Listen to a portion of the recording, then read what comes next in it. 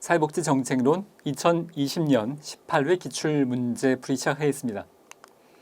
자, 이번에 사회복지 역사에 관련된 내용 중 연결이 옳은 것은 무엇인가인데요. 엘리자베스 구빈법, 빈민법, 구빈법 둘 다 통용되고 있는데요. 열등처우의 원칙, 이것은 신구빈법 또는 신빈민법에 와서 제시가 된 것이어서 1601년도에 처음에 시상초에 엘리자베스 구빈법에는 제시가 되지 않았던 내용입니다. 길버트법에서 원외 구제 내용을 허용한 것, 이것이 맞는 내용인데요. 우리가 길버트법과 그리고 스핀햄랜드법, 이 두 가지 법이 인도주의적인 그 원외 구제를 허용했단 말이고요. 자, 그러면 원외 구제 반대말은 뭐냐면 원내 구제인데요. 이 원이라는 것은 뭐냐면 작업장을 이야기하는 겁니다.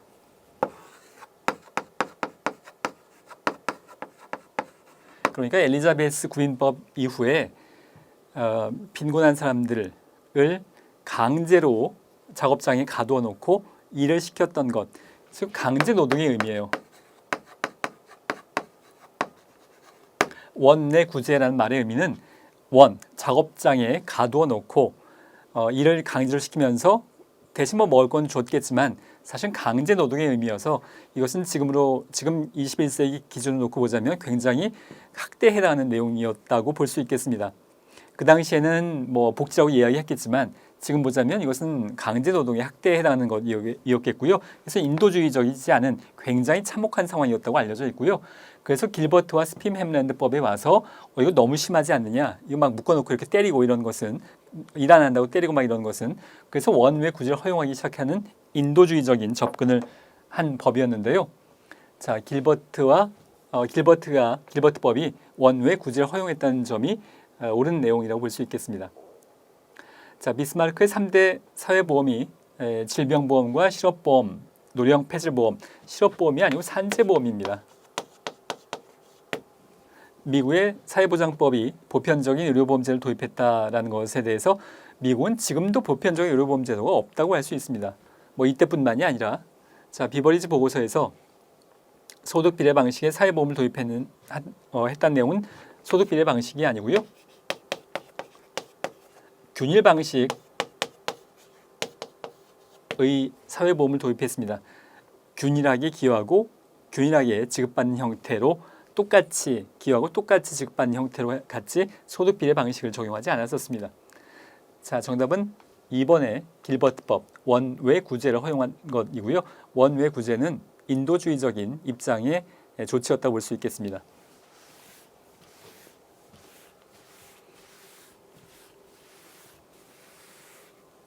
자, 이번엔 사회복지의 가치 중에서 자유에 관한 참여로 옳은 것은 무엇인가인데요.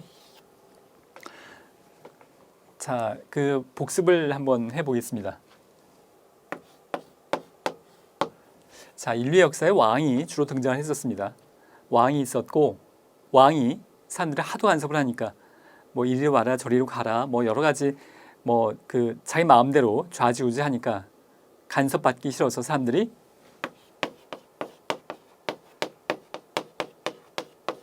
다른 말로 자유방임주의,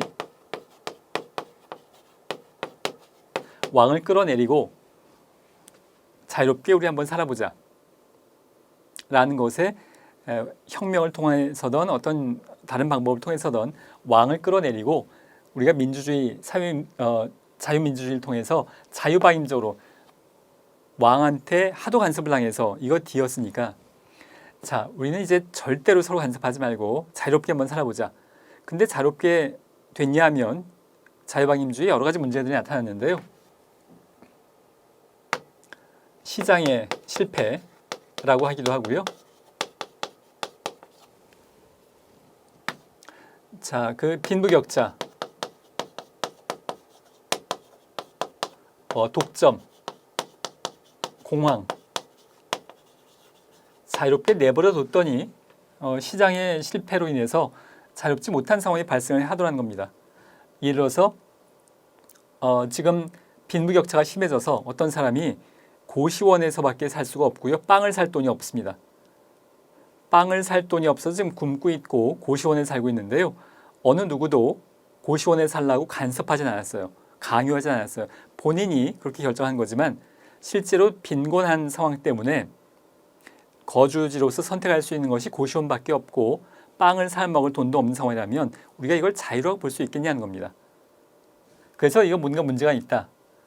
자유방임 해봤지만 이거 문제가 많다. 그래서 나온 게 복지국가의 상황이라고 할 수 있겠고요. 그래서 복지국가가 최저한도의 삶의 질을 유지하도록 의식주에 있어서 그래야 자유가 보장되는 건 아니겠는가. 그대로 내버려 두면 자유가 그대로 자유로워지는 것이 아니라 빵도 사 먹을 수 없는 상황에 처할 수 있기 때문에 우리가 그걸 자유라고 볼 수 있겠는가. 그래서 복지국가가 개입을 하고 우리가 이걸 적극적 자유라고 보는 거고요. 이때 자유는 그냥 자유였었어요. 근데 이때 자유를 소극적 자유라고, 처음부터 소극적 자유가 아니었고요. 이때 그냥 자유였었어요. 근데 이때 상황에서 바라보자니 이건 자유가 적극적인 자유가 아니더라는 겁니다. 그래서 이때 와서 이 자유를 소극적 자유라고 부르기 시작했고 이 자유는 적극적 자유라고 보기 시작한 겁니다. 물론 복지국가도 여러 가지 문제점이 발생을 하고 비효율의 문제, 세금의 문제가 발생을 하고 그래서 이제 신자유주의 복지국가의 개선이라는 내용들이 이후에 전개됩니다만 자유만 놓고 보자면 이때가 소극적 자유이고요. 이때가 적극적 자유인 셈입니다. 자, 그 내용만 이해가 되면 여러분들이 문제 푸는 과정에서 어려움이 없을 것 같은데요. 자, 문제 보기 1번에 보면 자유지상주의 관점에서 이때 얘기를 한 겁니다. 자유지상주의, 자유방임주의 관점에선 적극적 자유를 옹호한다가 아니고요. 이때는 그냥 우리 서로 간섭하지 말자. 소극적 자유의 의미입니다. 소극적 자유 보장을 위해서는 국가 역할이 많을수록 좋다? 그렇지 않죠. 이때는 국가 역할 우리 서로 간섭하지 말고 그냥 자유롭게 살아보자라고 했던 겁니다. 이 당시에 소극적 자유를 보장하기 위해서는 국가의 역할이 없을수록 좋다고 보는 입장이었죠. 3번에 적극적 자유의 관점에서 자유의 침해는 개인에게 필요한 자원이나 기회를 박탈당한 것을 의미하는데 이것이 이제 3번이 맞는 내용이고요. 자, 방금 말씀드린 것처럼 자유방임 해봤더니 빵도 사 먹을 수 없고 고시원밖에 살 수 없다면 그걸 우리가 자유라고 할 수 있겠냐는 겁니다. 우리가 집을 선택을 할 때 아파트도 선택할 수 있고 주택도 선택할 수도 있고 그리고 고시원도 선택할 수 있는데 자유로운데 나는 굳이 고시원이 좋아 이랬다면 자유에 속합니다. 그런데 경제적인 여건이 안 되기 때문에 고시원 밖에 못 간다면 어느 누구도 그렇게 강요하거나 간섭하지 않았지만 그걸 자유라고 보기는 어렵다라는 것의 의미고요. 그래서 적극적 자유를 강조한 것의 의미인 건데요. 자, 적극적 자유의 관점에서 자유의 침해는 개인에게 필요한 자원이나 기회를 박탈당한 것을 의미한 것, 빵을 사 먹을 돈이 없는 것, 또 고시원에 살 수밖에 없는 상황, 이것을 표현하는 것이 3번의 내용이라고 볼 수 있습니다. 자, 4번의 적극적 자유의 관점에서는 임차인의 주거 안정을 위해서 자, 임차인은 빌린 사람이고요. 임대인은 빌려준 사람, 집주인을 의미하는 건데요. 임차인의 주거 안정을 위해서 임대인의 자유를 제약할 수 있다이죠. 자, 자유방임주의에서는 그냥 무조건 하루를 살던 1년 살던 당사자 간에 계약해서 합의하면 되는 문제 아닌가라고 볼 수 있겠는데요.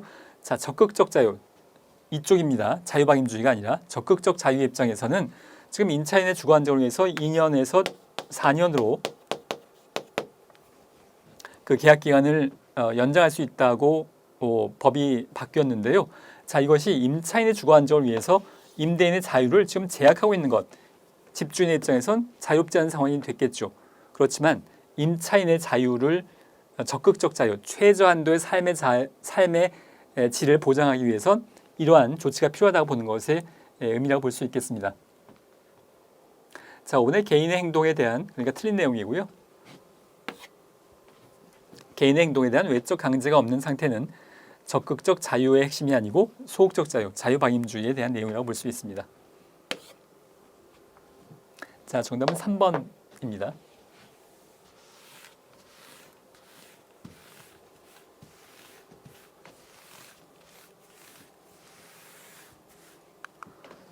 자, 빈곤과 불평등 측정에 관련된 설명으로 옳은 것은 무엇인가인데요. 자, 뭐 로렌츠 곡선 진위에서 또 나오고 있는데, 뭐 제가 사실 굉장히 여러 번 설명을 드려서 완전 평등 사회에서 로렌츠 곡선은 45도 각도의 직선과 거리가 가장 멀어지는 것이 아니라 45도 각도일 때가 완전 평등 사회인 거죠. 자, 좀 빠르게 그려보겠습니다. 1명, 2명, 3명, 10명이 있고요. 1,000만 원, 2,000만 원, 3,000만 원 누적입니다. 자, 완전 평등 사회라면 이 사회 10명이 다 똑같이 1,000만 원씩 소득이 있어요. 1년에. 자, 그러면 첫 번째 사람이 1,000만 원이고요. 두 번째 사람이 또 1,000만 원이니까 누적은 2,000만 원일 거고요. 세 번째 사람도 1,000만 원 버니까 3,000만 원일 거고요. 이걸 쭉 연결하면 45도 각선, 각도. 완전 평등 사회에서 로렌츠 곡선은 45도 각도의 직선과 일체해야 완전 평등 사회이죠. 완전 불평등, 소득이 전혀 없고 10번째 사람이 1억, 그 사회의 소득을 전부 다 가지고 있는 것, 그것은 이렇게 그려지는 수직이 될 수 있겠는데요. 실제는 이렇게 로렌츠 곡선이 그려지고 있는데, 로렌츠 곡선이 이쪽으로 갈수록 평등, 이쪽으로 갈수록 불평등하다는 것의 의미를 나타내고 있습니다.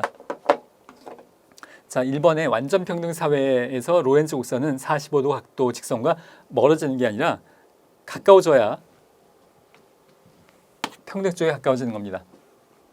자, 진위계수의 값은 1에서 0에 해당이 되겠고요.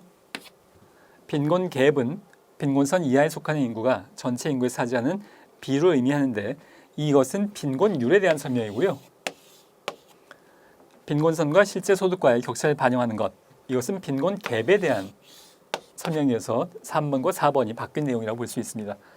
5번의 센 지수는 빈곤 집단 내의 불평등 정도를 반영하는 여러 가지 지수가 있는데 그 중에 하나라고 할 수 있겠고요. 이것도 0에서 1의 수치를 가지고 있고요.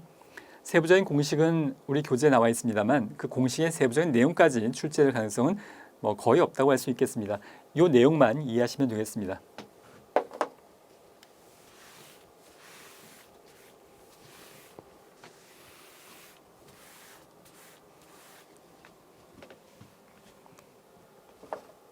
자, 4번은 사회복지 발달 이론에 관련된 설명으로 옳지 않은 것은 무엇인가인데요. 사회양심 이론으로서 사회복지는 이타주의가 제도화된 것 맞고요. 수렴 이론, 산업화를 이룬 나라들은 사회복지 제도를 도입하게 된 것. 그러니까 일정 정도 산업화가 진전이 되면 뭐 어느 나라나 다 복지국가에 가까워지더라라는 것을 의미하는 것이고요. 수렴이라는 것은 한 지점으로 모인다는 얘기인데요. 성장하고 나면 A국가, B국가, C국가 다 복지국가 하더라는 겁니다. 시민권론, 마샬은 사회권을 복지권이라고 불렀습니다. 맞는 내용이고요. 권력자원론, 사회복지정책은 권력 엘리트의 산물이다. 이게 틀린 내용인데요. 권력자원론에서 권력은 노동자의 권력을 이야기하는 겁니다. 노조라거나 노동자가 권력이 많을수록 그 나라가 복지국가에 가깝게 할 수 있다는 겁니다. 결국 노동자의 힘이 없고 노조 활동이 낮은 나라는 복지국가 못 가더라는 겁니다. 권력 자원론의 관점에서 우리나라가 왜 복지국가에 이제 경제 발전에 비해서 복지국가로 접근하지 못하고 있는가의 근거 중에 주장되어지는 것이 권력 자원론입니다. 노동자의 힘이 약한 것이, 노동자의 힘이 세다면 복지국가 됐을 텐데, 가까워졌을 텐데 노동자 힘이 약한 것, 그것이 결국 복지국가의 그 수준을 지금 높이지 못하는 원인으로 작용한다고 보고 있는 분석들이 있는데요. 자, 권력자원론에서 저 권력은 엘리트의 권력이 아니라 노동자의 권력을 이야기하는 겁니다. 옳지 않은 것은 4번이고요. 자, 5번의 구조기능론에서는 사회복지는 산업화, 도시화에 따른 사회 문제에 대한 적응의 결과라고 보고 있습니다.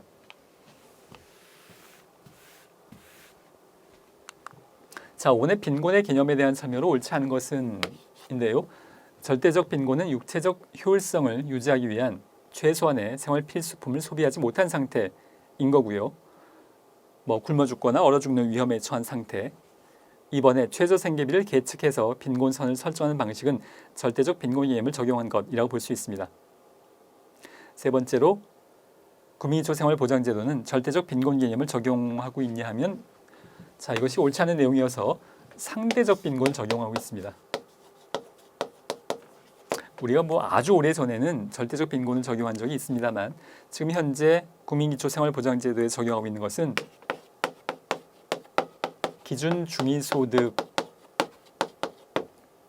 몇 퍼센트 30% 이하인지 생계급여 50% 이하인지 교육급여 이런 기준을 갖고 있기 때문에 중위소득에 비교해서 상대적으로의 의미를 담아내고 있습니다. 국민기초생활보장제도는 절대적 빈곤 개념이 아니고요. 상대적 기준 중위소득에 비해서 어느 정도 낮은가에 따라서 급여를 결정하고 있습니다. 정답은 3번이고요. 상대적 빈곤은 한 사회의 평균적인 생활 수준과 비교해서 빈곤을 규정하고 있습니다. 자, 5번에 중위소득을 활용해서 상대적 빈곤선을 설정할 수 있는 것, 방금 말씀드린 내용에 해당하는 설명들입니다. 정답은 3번이고요.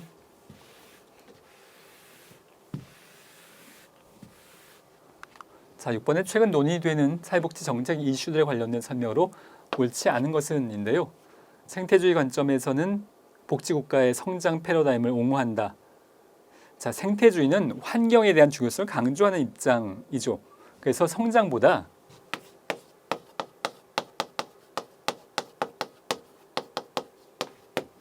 지속 가능성을 훨씬 더 강조합니다. 경제가 막 발전하고 성장하는 것보다 어떻게 하면 환경을 훼손하지 않고 지속 가능한 석유 없이도 우리가 어떻게 살아나갈 것인가 이런 것에 관심을 갖고 있어서 성장보다는 지속 가능성을 강조하는 관점이기 때문에 옳지 않은 내용을 설명하고 있는 거여서 정답은 1번이고요. 자, 이번에 4차 혁명, 산업혁명, 일자리 감소, 소득 양극화 심화 등의 이슈는 기본소득 도입의 필요성과 관련되어 있습니다. 정치권에서도 아주 지금 계속 논쟁거리가 이제 막 시작이 된 상황이죠. 민달팽이 유니온, 주거 문제를 해결하기 위한 청년 모임인데요. 복지국가 청년 네트워크 등은 청년 세대 운동 조직이 출연하는 사례에 해당하는데 자, 이런 문제는 또 나올 가능성은 없습니다. 이런 지문은 민달팽이 유니온이 아마 앞으로의 시험에 또 나올 가능성은 거의 제로에 가깝지 않나 싶은데요. 그냥 청년 조직이라고 생각하시면 되겠고 이제 여기가 정답이니까 그냥 이렇게 넘어가시면 될 만한 그런 내용입니다. 자, 4번의 마을 만들기 사업은 주민 참여형 복지국가 복지라고 할 수 있겠고요. 커뮤니티 케어는 탈시설화와 관련이 있습니다. 이 내용은 지역사회 복지 그리고 실천론, 실천기술론에서도 관련된 내용이라고 할 수 있겠습니다. 자, 7번의 사회복지 재원에 관련된 설명으로 옳지 않은 것은 무엇인가입니다. 일반세 중에서 재산세의 계층 간 소득 재분배 효과가 재산세의 소득 계층 간 재분배 효과가 가장 크다인데요. 자, 이것은 소득세가 가장 큽니다. 소득세가 누진세율이 높기 때문에 소득세가 최고 세율이 45% 정도 이제 매년마다 또 바뀔 수 있겠습니다만 정책에 따라서 그러니까 많이 버는 구간에서는 45%가 세금으로 납부가 되어져야 하는 상황입니다. 그런 만큼 누진세가 가장 잘 높게 적용되고 있는 것이 소득세이기 때문에 소득 재분배 효과가 큰 것은 재산세보다는 소득세가 가장 크다고 할 수 있겠습니다. 정답은 1번이고요. 목적세는 사용 목적이 정해져 있어서 농어촌 특별세 이런 것은 딱 목적이 정해져 있기 때문에 재원 안정성이 높고요. 경쟁할 필요가 없습니다. 어차피 목적이 정해져 있기 때문에 이용료는 저소득층의 서비스 이용을 저해할 수 있는 측면이 있습니다. 이게 아무리 적다고 하더라도 이용료가 1,000원이라고 하더라도 그것이 부담될 수 있겠고요. 고용주가 부담하는 사회보험료는 수직적 소득 재분배 성격을 갖고 있습니다. 또 5번에 기업이 직원들에게 제공하는 기업복지는 소득 역진적인 성격이 있어서 기업복지가 좋은 경우는 대기업들일 텐데요. 대기업은 고소득 근로자들일 가능성이 높습니다. 고소득 근로자일수록 대기업에 근무하는데 대기업이 기업복지가 더 좋고 결과적으로 고소득자들이 더 많은 혜택을 받게 되는 그런 상황들이 있기 때문에 역진적인 성격을 갖고 있다고 할 수 있겠습니다.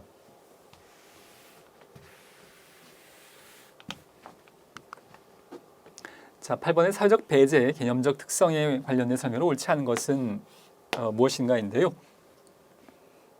자, 사회적 배제, 그러니까 분리, 배제, 격리하지 말자는 건데요. 사회적 소수들에 대해서 그것이 장애인이든 뭐 노인이든 이제 이민자이든 뭐 동성애자이든 그렇게 차별하고 격리하면 교육 기회도 주지 않고 취업 기회도 주지 않고 그러면 결과적으로 그들을 먹여 살리기 위해서 국가가 책임을 져야 되겠고 그러려면 세금도 많이 내야 되겠고 하는 악순환이 발생을 하니까 그들 참여시켜서 교육 기회 주고 일할 기회 주고 그래야 국가의 부담이 줄어들 수 있다는 아이디어인데요. 자, 개인과 집단의 다차원적 분리에 초점을 두고 다층적인 대책을 촉구하고 있습니다. 주로 사회적 소수의 분리에 초점을 두고 있고요. 특정 집단이 경험하는 배제는 정태적 사건이 아니라 동태적 과정으로 평생에 걸쳐서 일어난다고 보고 있는 겁니다. 사회적 배제 개념은 열등처우의 원칙으로부터 등장했다인데요. 이것은 뭐 관련이 없습니다. 사회적 배제 개념은 1980년대 이후에 기든스라는 사회학자가 제3의 길이라는 저서를 통해서 주장하기 시작한 개념이고요. 이 열등처우는 비버리지 보고서여서 연관성이 거의 없다고 할 수 있겠습니다. 자, 옳지 않은 것은 3번이 정답이고요.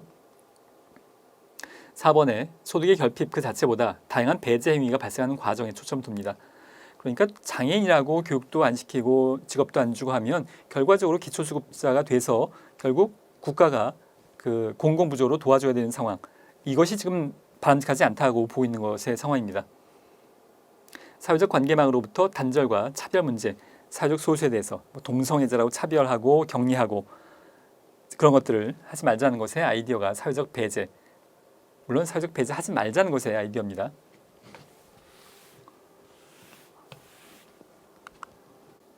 자, 9번의 복지 혼합의 유형 중에서 서비스 이용자의 선택권이 작은 것부터 큰 것 순서대로 나열하는 것은 무엇인가인데요. 자, 여기서 이제 증서가 나오는데 계약이 참 여러 가지 의미의 계약이 있을 수 있겠는데 여기서 계약은 주로 지금 복지 혼합과 관련된 것이기 때문에 정답은 4번인데요.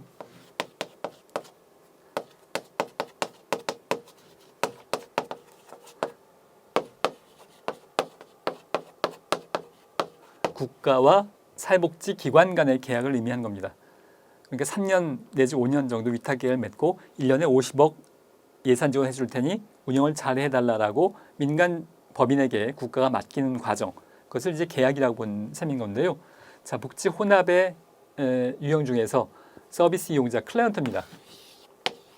우리가 바우처 할 때 설명을 드렸듯이 이 방식으로 가게 되면 국가가 A 복지관에게 50억 1년에 예산 지원했어요. 그리고 이제 복지 서비스 해달라. 근데 클라이언트 입장, 복지관에서 A, B, C, D 클라이언트가 있는데 누구에게 서비스를 줄 건가를 결정하는 것은 복지관 쪽이에요. 여기 이제 대기자가 되는 셈입니다. 그러면 서비스 이용자, 클라이언트의 선택권이 높지 않다는 겁니다. 결국 서비스 받을 거냐 안 받을 거냐를 결정하는 건 누구냐면 복지관에서 결정을 해요. 클라이언트는 기다렸다가 받을지 안 받을지 뭐 이제 기약이 없는 상황으로 느껴질 수가 있습니다. 이 상황이. 그래서 선택권이 적은 상황이라고 보는 셈이죠. 이것이 계약으로 인한 계약 관계로 서비스를 제공할 때의 문제점이라고 할 수 있겠고요. 거기에 비해서 증서 뭐 또 나올 때마다 제가 뭐 여러 번 설명을 드리고 있습니다만 국가가 복지관하고 계약을 하는 게 아니라 클라이언트에게 서비스 이용권을 권리로서 제공을 한 겁니다. A에게 뭐 언어치료 100시간 이렇게 권리를 부여하면 이 A가 A 복지관에 갈 수도 있고 B 복지관에 갈 수도 있고 C 복지관에 갈 수도 있고 선택할 수 있다는 얘기입니다. 본인이 이용자의 클라이언트의 선택권, 그런 의미에서 선택권이 계약보다 바우처 방식이 뭐 당연히 높은 것이라고 할 수 있겠고요.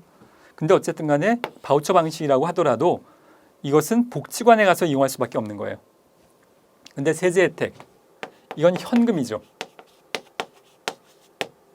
현금은 복지관뿐만이 아니라 시장에 가면 관련된 서비스를 마음껏 이용할 수 있습니다. 현금이기 때문에 그런 만큼 선택권이 더 넓은 것이라고 볼 수 있겠습니다. 바우처는 시장에 가서 뭐 다른 물건을 살 수는 없어요. 복지관에서 그냥 언어치료 받는 데 지정된 곳에 가서 A, B, C 중에 하나를 선택하는 것의 선택권의 자유인데 세제 혜택으로 현금이 주어진다면 그것은 그야말로 뭐 자유롭게 뭐 지정된 복지가 아니어도 얼마든지 할 수 있는 것이어서 서비스 이용자 클라이언트의 선택권이 작은 것부터 큰 순서로 나열하는 것은 4번의 계약, 증서, 세제 혜택 순으로 선택권이 커진다고 볼 수 있겠습니다.